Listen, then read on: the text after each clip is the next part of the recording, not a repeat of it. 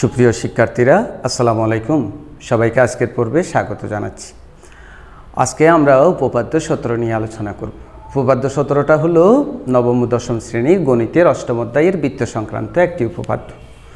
আমরা উপপাদ্যটার সাধারণ নির্বাচনে চলে যাই। সাধারণ নির্বাচন কি বলছে ডিয়ার স্টুডেন্টগুলো?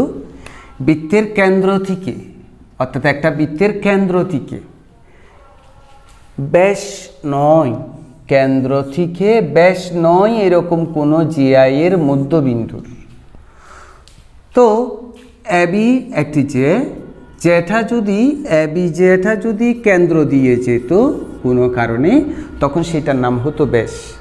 একটা কেন্দ্র দিয়ে গেলে ব্যাস, কেন্দ্র দিয়ে না গেলে এর নাম শুধু অর্থাৎ বৃত্তের সকল ব্যাসে জিয়া, কিন্তু সকল জিয়া ব্যাস নয়। অর্থাৎ একটা যদি কেন্দ্র দিয়ে যায় সেটা ব্যাস। তো তোমাদের প্রশ্নে যেটা বলছে, সেখানে যেটার কল্প করতেছে সেই যেটা কি হতে পারবে না, ব্যাস হতে পারবে না, ব্যাস ভিন্ন, ব্যাস নয়। তো বৃত্তের কেন্দ্র থেকে ব্যাস ভিন্ন, ব্যাস নয় এরকম একটা জিআই এর মধ্যবিন্দুর, তার মানে এবি এর মধ্যবিন্দু হতে হবে। আমরা মনে করি এবি এর মধ্যবিন্দুই, তার সংযোজক রেখা ওই জিআই এর উপর, সংযোজক রেখাটা ওই জিআই এর উপর কি লম্ব, ওই এবির উপর লম্ব। এটাই আমরা প্রমাণ করব। আমরা উপপাদ্যের বিষয়বস্তুটা আরেকবার দেখি। বৃত্তের কেন্দ্র থেকে ব্যাস নয় এইরকম একটি জিআই এর মধ্যবিন্দুর সংযোজক রেখাটা জিয়া যেটা এঁকেছি সেটার উপর লম্ব, এটাই আমরা প্রমাণ করব। আরেকবার, বৃত্তের কেন্দ্র থেকে ব্যাস নয় এরকম একটি জিআই এর মধ্যবিন্দু যোগ করলে যে রেখাটা হয়, ওই রেখাটা ওই জিআই এর উপর কি হয়, লম্ব হয়। অর্থাৎ আমাকে প্রমাণ করতে হবে ওইটা কার উপর লম্ব, এবির উপর লম্ব। চলো আমরা প্রমাণে চলে যাই। আমরা প্রথমেই একটা বৃত্ত এঁকে ফেলি। প্রথমে আমরা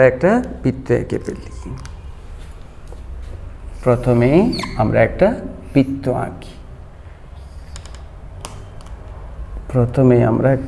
আঁকি। কেন্দ্র শনাক্তকরণ করে রাখি। কেন্দ্র হচ্ছে এখানে যে আঁকার সময় কিন্তু আমরা একটা পলিসি অ্যাডপ্ট করব। কি করব? এই যে আমি যে আঁকছি, আমি যে এঁকে দেখতেছি যে আমি নিয়েছি 0 থেকে 9, তাহলে এর মধ্যবিন্দু হবে 4.5-এ। যদি 10 নিতাম 5-এ দাগ দিতাম, যদি 4 নিতাম 2-এ দাগ নিতাম। এই কাজটা তুমি করবে, তাহলে মধ্যবিন্দু খুব তাড়াতাড়ি বের হয়ে আসবে। এবং আমরা ওর সাথে কি করে দিব, যোগ করে দিব। তাহলে আমরা কি করলাম, যেটা করলাম সেটা বর্ণনা দিই। বিশেষ নির্বাচন হবে ছবিটা বর্ণনা দেওয়া সাধারণ নির্বাচনের, অর্থাৎ ছবি দিয়ে বর্ণনা করা, এটাই হলো বিশেষ নির্বাচন। মনে করি ও কেন্দ্র বিশিষ্ট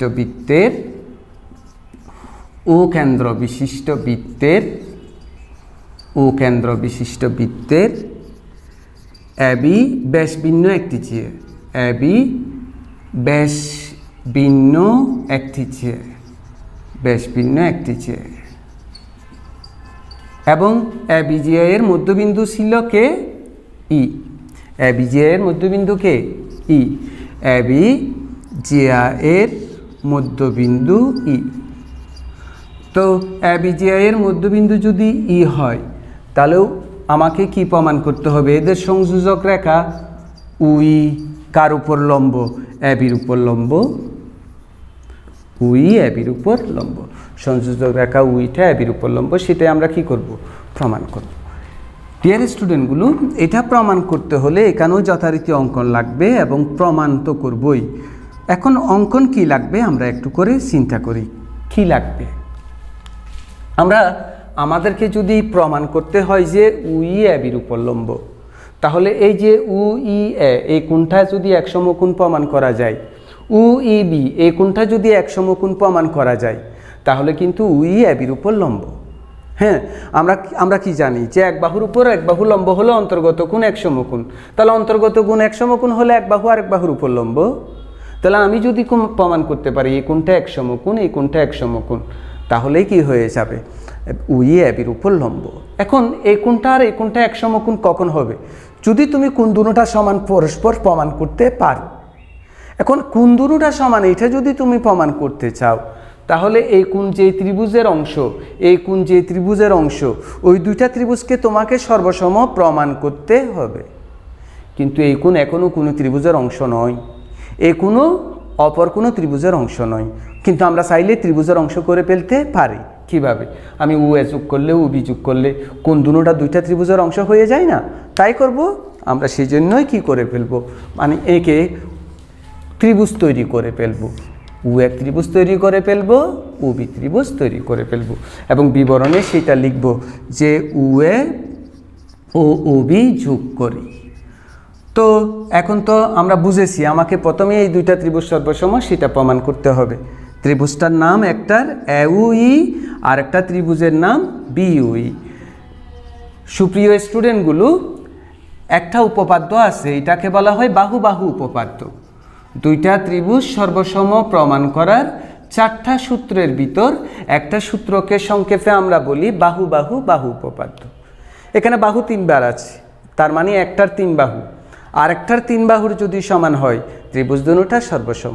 একটা ত্রিভুজের 3 বাহু আর একটা ত্রিভুজের 3 বাহুর যদি সমান হয় ত্রিভুজ দুটোটা সর্বসম। ব্যাপারটা কেমন? খুবই ইজি ব্যাপারটা।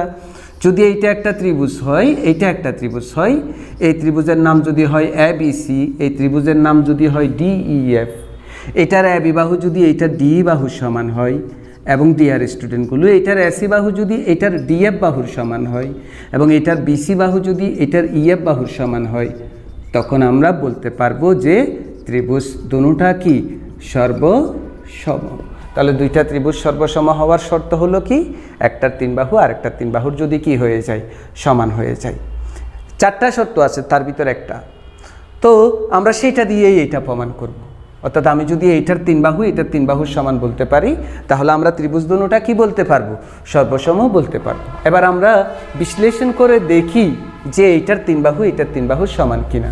ডিয়ার স্টুডেন্টরা, উ হলো বৃত্তের কেন্দ্র, এ হলো বৃত্তের পরিধির উপর একটা বিন্দু। আমরা জানি কেন্দ্র থেকে পরিধি পর্যন্ত দূরত্বকে বৃত্তের ব্যাসার্ধ বলে। তাহলে উ এ হলো এই বৃত্তটার, উ কেন্দ্র বিশিষ্ট বৃত্তটার ব্যাসার্ধ। আবার উ বৃত্তের কেন্দ্র, বি বৃত্তের পরিধির উপর একটা বিন্দু, উ বিও উ কেন্দ্র বিশিষ্ট বৃত্তের ব্যাসার্ধ। একটা বৃত্তের ব্যাসার্ধ 1টা 2টা 10টা যতগুলো আঁকা যায়, যতগুলো তুমি আঁকতে চাও, অসংখ্য সংখ্যক তুমি কি আঁকতে পারবে? ব্যাসার্ধ আঁকতে পারবে। একটা বৃত্তে যতগুলোই তুমি ব্যাসার্ধ আঁকো না কেন, সবাই কিন্তু পরস্পর কি হয়? সমান হয়।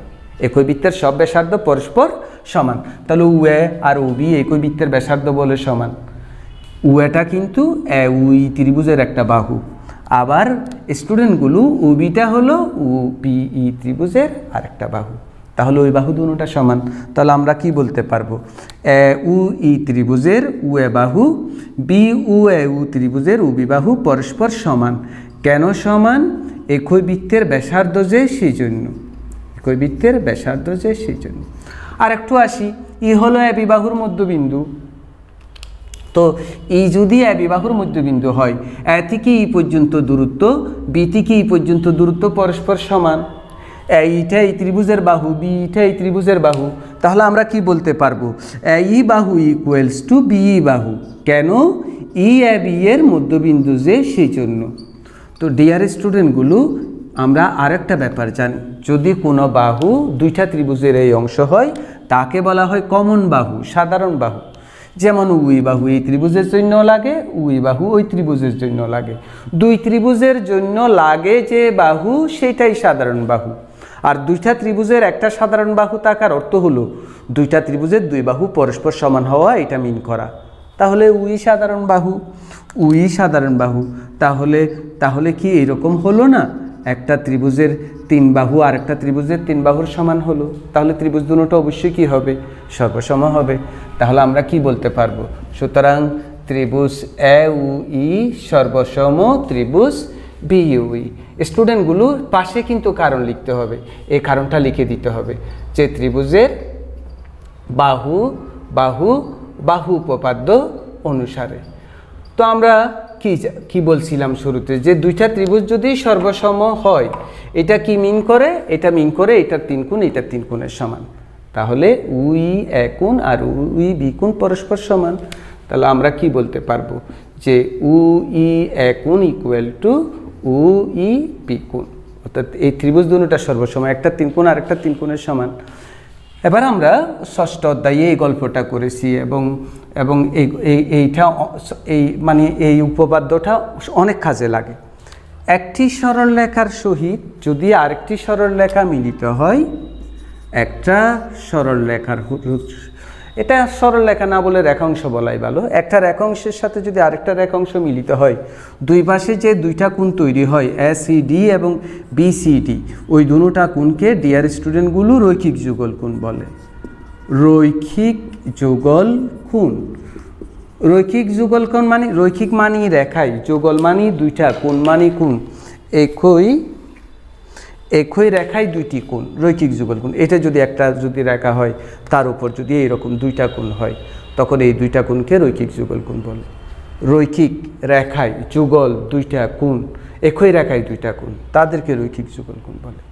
রৈখিক যুগল কোণের একটা অন্যতম বৈশিষ্ট্য আছে, সেটা হলো কি, কোণ দুটোটা যোগ করলে অবশ্যই দুই সমকোণ হবে। তাহলে তুমি জ্যামিতি পড়ার সময় যদি দেখো এইরকম একটা সরলরেখার সাথে আরেকটা সরলরেখা মিলিত হয়েছে, এই দুইটা কোণকে আমরা রৈখিক যুগল কোণ বলবো, এবং কোণ দুটোটা যোগ করলে দুই সমকোণ। কোণ দুটোটা এইরকম যে কোনো ধরনের হতে পারে, কীরকম মনে করি এরকম হইলেও রৈখিক যুগল কোণ হবে, সোজা সোজা হলেও হবে, এরকম হলেও হবে, যেভাবে থাকবে থাকুক, একটা রেখাংশের সাথে আরেকটা রেখাংশ মিলিত হলেই রৈখিক যুগল কোণ তৈরি হবে। তো স্টুডেন্টগুলো উই এ কোণ, উই বি কোণ, এই দুইটা কোণ উৎপন্ন হয়েছে এ বি রেখাংশের সাথে উই রেখাংশ যুক্ত হয়ে না।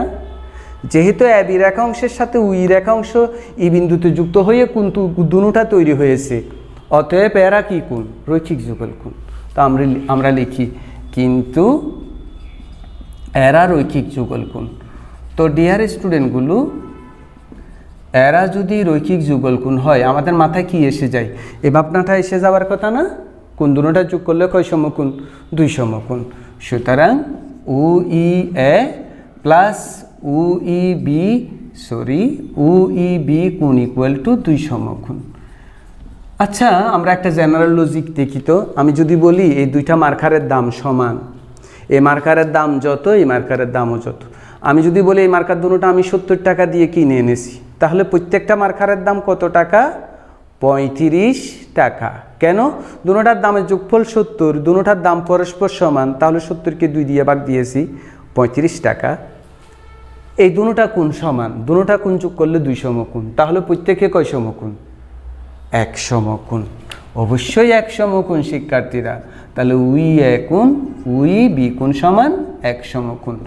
আমরা উপপাদ্যের শুরুতেই তো রুটম্যাপ বলেছিলাম যে এই কোণটা আর এই কোণটা যদি 1 সমকোণ প্রমাণ করতে পারি, তাহলে তো উই অবশ্যই কার উপর লম্ব? এপির উপর লম্ব। সুতরাং উইটা লম্ব কার উপর? এপির উপর। আজকের পর্বে কিন্তু আমরা আরও 2টা জিওমেট্রি করব। সুপ্রিয় শিক্ষার্থীরা, এখন আমরা করব উপপাদ্য 21। উপপাদ্য 21টা একেবারে সহজ, আমরা একটু মনোযোগী হব, তাহলেই বুঝে ফেলতে পারবো উপপাদ্যটা কি বলেছে। বৃত্তের একই চাপের উপর দণ্ডায়মান, বৃত্তের একই চাপের উপর দণ্ডায়মান বৃত্তস্থ কোণগুলো পরস্পর সমান। 3টি কথা, বৃত্তের একই চাপের উপর দণ্ডায়মান থাকতে হবে, এবং সেগুলো বৃত্তস্থ কোণ হতে হবে, এবং এগুলো পরস্পর সমান হবে। ব্যাপারটা এমন, মনে করি এটা একটা বৃত্ত। তো আমরা জানি বৃত্তের পরিধির উপর 2টা বিন্দু নিলে এটাকে একটা বৃত্তচাপ বলে। যেমন বি হলো একটা কি চাপ? বৃত্তচাপ। তো এখানে বলছে যে একই চাপের উপর দণ্ডায়মান হতে হবে। আর বৃত্তস্থ কোণ আমরা কাকে জানি? বৃত্তের দুইটি যে যদি বৃত্তের কোনো একটা বিন্দুতে কোনো কোণ তৈরি করে, তখন তাকে বৃত্তস্থ কোণ বলে। তাহলে এ বিন্দু দিয়ে যদি আমি এ আর বির প্রান্ত বিন্দু দিয়ে যদি বৃত্তের পরিধির উপর একটা বিন্দু আঁকি, তাহলে এটা একটা বৃত্তস্থ কোণ। ঠিক এইটাও একটা কি কোণ? বৃত্তস্থ কোণ। এখন এসিবিও বৃত্তস্থ কোণ এবং এএমবিও বৃত্তস্থ কোণ, এই দুটোটা কিন্তু বৃত্তস্থ কোণ, এবং দুটোটা বৃত্তস্থ কোণ কিন্তু একই চাপের উপর দণ্ডায়মান, এবি চাপের উপর দণ্ডায়মান। একই চাপের উপর দণ্ডায়মান বৃত্তস্থ কোণগুলো পরস্পর কি হবে? সমান হবে। এটাই আমাকে প্রমাণ করতে হবে। অর্থাৎ একই চাপের উপর দণ্ডায়মান যতগুলো বৃত্তস্থ কোণ থাকবে, প্রত্যেকটা কোণ পরস্পরের সমান হবে। এটাই আমি কি করব? প্রমাণ করব। প্রমাণটা একেবারেই সহজ। আমরা একটা বৃত্ত এঁকে ফেলি। প্রথমে একটা বৃত্ত এঁকে ফেলি। প্রথমে একটা বৃত্ত এঁকে ফেলি এবং বৃত্তটার কেন্দ্র শনাক্ত করতে হবে অবশ্যই, এবং ইচ্ছে মতো একটা চাপ ঠিক করে নিই দুইটা পয়েন্ট দিয়ে। এবার আমরা উপরে যে দুইটা বৃত্তস্থ কোণ আঁকবো সেই দুইটা কোণের পয়েন্ট দিই, এটার সাথে এটা যোগ করি, এটার সাথেও এটা যোগ করি, ঠিক এইটার সাথে এটা যোগ করি, এটার সাথে এটা যোগ করি, তাহলে কি হয়ে গেল? ই এবং এফ দুইটা বৃত্তস্থ কোণ হয়ে গেল। তাহলে আমরা এখানে যা ছবিতে আঁকলাম সূত্র অনুসারে সেটা কি করে দিই? বর্ণনা করে দিই। হ্যাঁ, আমরা বর্ণনা করি। মনে করি বিশেষ নির্বাচন মনে করি ও কেন্দ্র বিশিষ্ট বৃত্তের, মনে করি ও কেন্দ্র বিশিষ্ট বৃত্তের কোন চাপ? এবি চাপ। এবি চাপের উপর দণ্ডায়মান এটা একটা বৃত্তস্থ কোণ, এটা একটা বৃত্তস্থ কোণ। বৃত্তের এবি চাপের উপর দণ্ডায়মান, এবি চাপের উপর দণ্ডায়মান বৃত্তস্থ কোণগুলো, বৃত্তস্থ কোণগুলো কি কি? বৃত্তস্থ কোণগুলো ডিয়ার স্টুডেন্টরা, একটা হচ্ছে এইবি আর একটা হচ্ছে কি? এএফবি।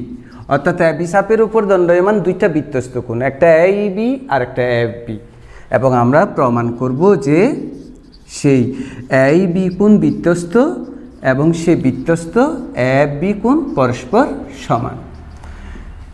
এই প্রমাণেও অঙ্কন লাগবে, এবং কেন অঙ্কন লাগবে সেটা আমরা তোমাদের সাথে শেয়ার করি।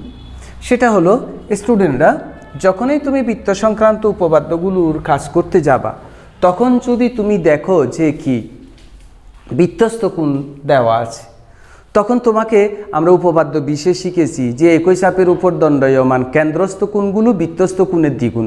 এটা প্রয়োগ করার কথা তোমাকে কি করতে হবে? ভাবতে হবে যে উপপাদ্য 20 বৃত্তের একই চাপের উপর দণ্ডায়মান কেন্দ্রস্থ কোণ বৃত্তস্থ কোণের দ্বিগুণ। আমরা একটু করে দেখে নিতে পারি সেটা। মনে করি বৃত্তের কেন্দ্র এবি, মনে করি একটা চাপ। তো এবি চাপ যদি কেন্দ্রে কোণ তৈরি করে তখন তাকে বলা হয় কেন্দ্রস্থ কোণ, অর্থাৎ এউবি হলো কেন্দ্রস্থ কোণ। ডিয়ার স্টুডেন্টগুলো, আবার যদি এই বৃত্তচাপটা বৃত্তের পরিধির উপর কোনো কোণ তৈরি করে তখন তাকে বলা হয় বৃত্তস্থ কোণ। তো এই কেন্দ্রস্থটা বৃত্তস্থটার দুই গুণের সমান সব সময়, অর্থাৎ একই চাপের উপর দণ্ডায়মান যে বৃত্তস্থ কোণ থাকবে সেটা কেন্দ্রস্থ যেটা থাকবে তার দ্বিগুণ হবে। তো যখনই তুমি এইরকম বৃত্তস্থ কোণের পাবা এবং উপপাদ্যের বিষয়বস্তুতে সেটা থাকবে, তখনই তুমি উপপাদ্য এটা প্রয়োগ করার কথা ভাববা যে একই চাপের উপর দণ্ডায়মান কেন্দ্রস্থ কোণ বৃত্তস্থ কোণের দ্বিগুণ। এখন সেইটা যদি আমি এখানে প্রয়োগ করতে চাই, এবি চাপের উপর দণ্ডায়মান বৃত্তস্থ কোণ আছে কিন্তু কেন্দ্রস্থ কোণ নাই, কিন্তু কেন্দ্রস্থ কোণ চাইলে তুমি বের করতে পারো। কিভাবে? এর সাথে যদি ও যোগ করে দাও, বি এর সাথে যদি ও যোগ করে দাও, তাহলে কেন্দ্রস্থ কোণ পেয়ে যাই না? আমরা তাই করি, এর সাথে ও যোগ করি, বি এর সাথে ও যোগ করি, এই দুটোটা হলো কি কোণ? কেন্দ্রস্থ কোণ। তাহলে আমরা ওর সাথে এ এবং ওর সাথে বি কি করি? যোগ করি। কেন যোগ করেছি সেটা বুঝতে হবে। এটা এই কারণেই যোগ করেছি যাতে এগুলো কি হয়? কেন্দ্রস্থ কোণ বৃত্তস্থ কোণের দ্বিগুণ হয়, এটা আমরা প্রয়োগ করতে পারি। এবারে স্টুডেন্টরা আমরা সেটা লিখি যে আমরা জানি বৃত্তের একই চাপের উপর দণ্ডায়মান, বৃত্তের একই চাপের উপর দণ্ডায়মান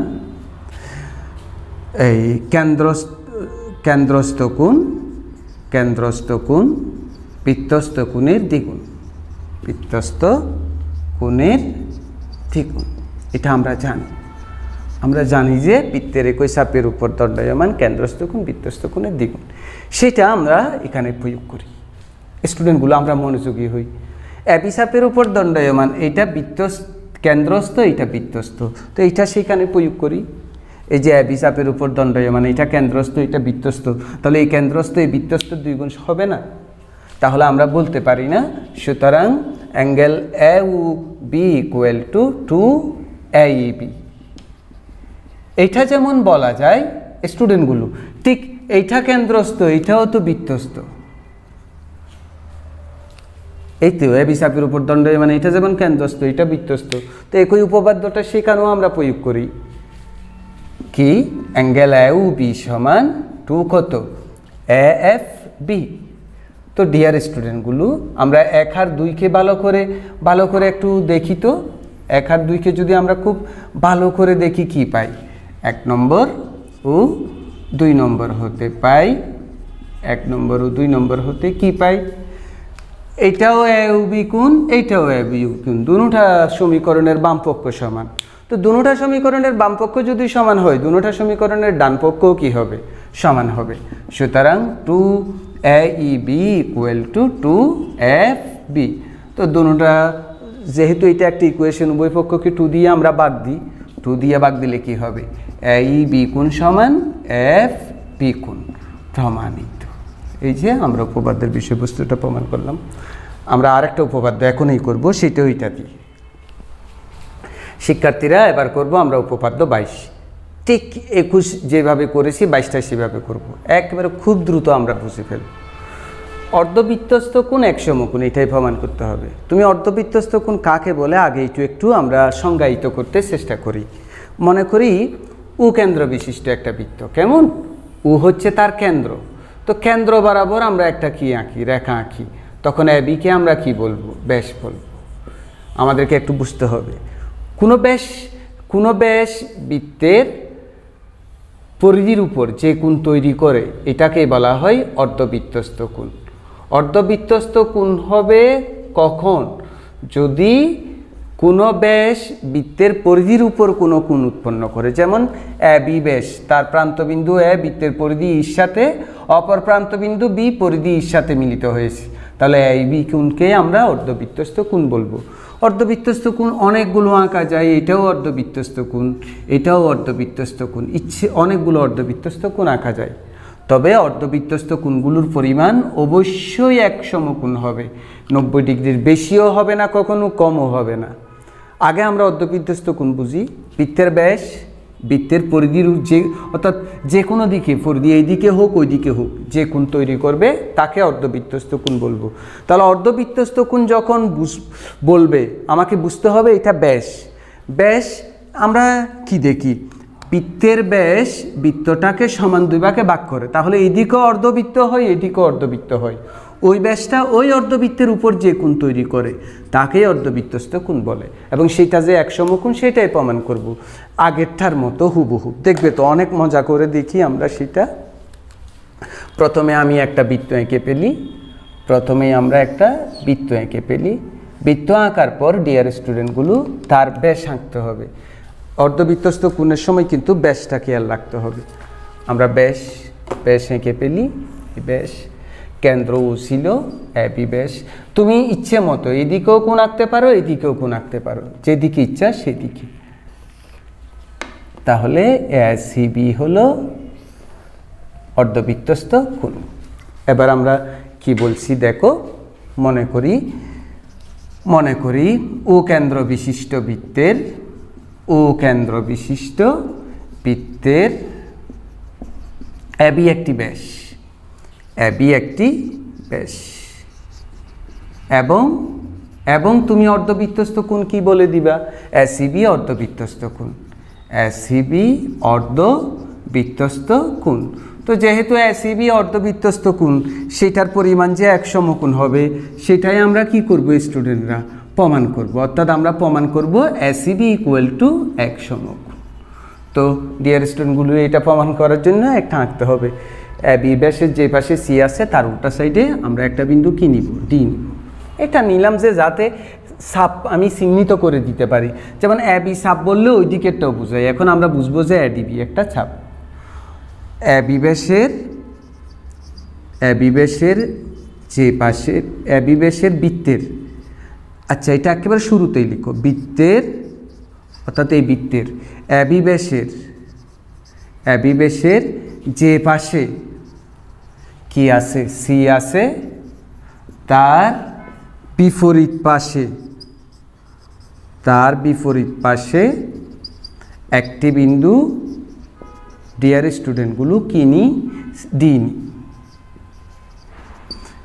ডিও বৃত্তের উপর একটা বিন্দু, সিও বৃত্তের উপর বিন্দু। আমরা কি লিখলাম? অ্যাবিবেশের যে পাশে বৃত্তের অ্যাবিবেশের যে পাশে সি আছে তার বিপরীত দিকে একটা বিন্দু ডি। ঠিক আমরা কতক্ষণ আগে যেটা প্রয়োগ করলাম, একই চাপের উপর দণ্ডায়মান কেন্দ্রস্থ কোণ বৃত্তস্থ কোণের দ্বিগুণ। একটু ভাবি তো, এডিবি একটা চাপ না?